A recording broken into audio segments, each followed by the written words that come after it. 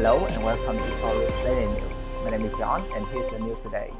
The Indonesian government will soon evaluate PT Indonesia Tsingshan Stainless Steel (ITSS) and Indonesia Morowali Industrial Park (IMIP). This step was taken after a work accident at a nickel smelter owned by PT ITSS in Morowali recently. Central Sulawesi occurred again. Previously, 5 months ago, an explosion occurred at the smelter. Minister of Industry Agus Gumiwang said that his party had asked for clarification from PT IMIP, but they could not attend because they were conducting an investigation.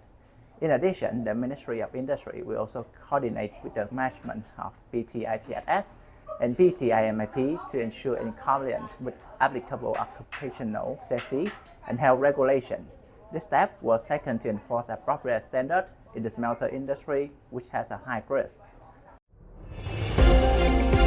Copper prices slipped and nickel touched its lowest in more than 2 months on Friday, pressured by a firm dollar and rising inventories that highlighted a supply surplus. 3-month copper on the London Metal Exchange lost 0.2% to $9,773 a metric ton by 16:15 GMT. In metals, risk appetite had faded recently, but it was necessary after a very strong move that was not justified at the time, said Ole Hansen, had a commodity strategy at Saxo Bank in Copenhagen. Copper was given up 12% since touching a record peak of $11,104 last month after a rally fueled by speculator and investment fund.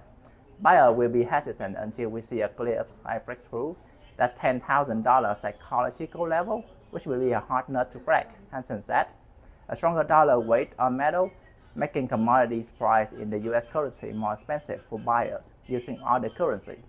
Copper inventories in LME registered warehouse have gained 28% over the past month to the highest level in 4 months.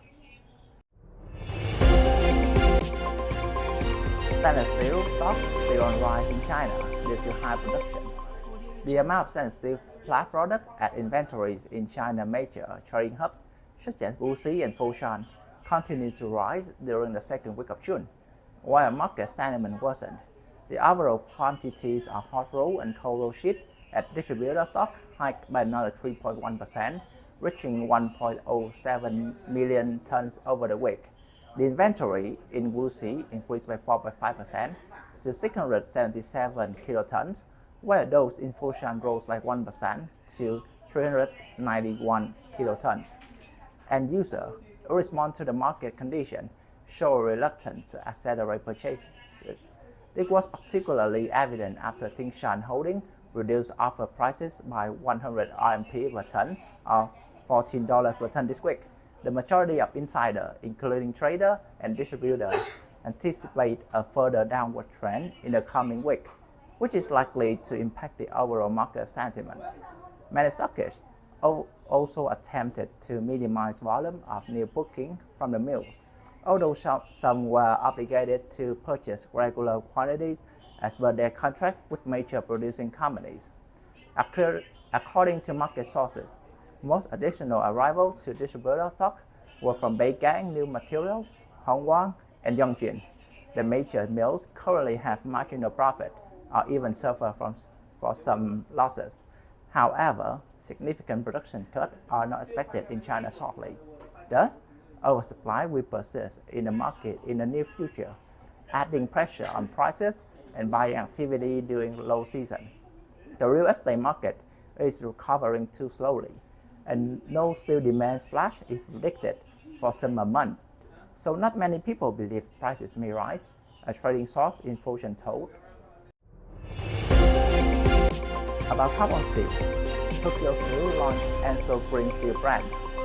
Tokyo Steel Japan has introduced its new green steel brand, Enso. The products, including hot roll coil (HRC) and hot roll plate (HRP), have significantly lower carbon emission than traditional blast furnace steel, which HRC and HRP containing roughly 1/3 and 1/5 of the embodied carbon emission respectively. Tokyo Steel utilized electric arc production with recycled steel scrap and highly efficient processes to reduce emission. They plan to release an ultra-low carbon product made with 100% renewable energy by late 2024. Hisanori Sakai, Executive Officer GM of International Sales, emphasized Tokyo Steel's commitment to reducing carbon emission and the circular economy.